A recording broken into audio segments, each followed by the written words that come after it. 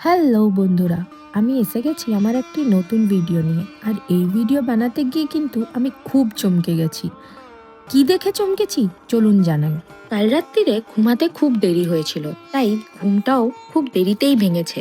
তাড়াহুড়ো করে আমরা জলদি জলদি মন্দির পৌঁছালাম।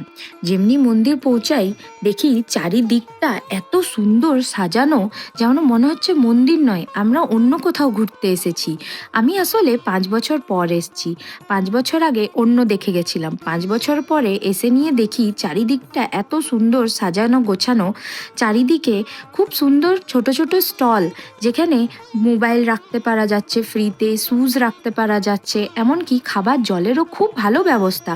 চারিদিকে গাছপালা লাগানো, চারিদিকে বসার জন্যে এত ভালো ব্যবস্থা কি দূর দূর থেকে মানুষজন এসে নিয়ে কিন্তু আরামে বসে আছে।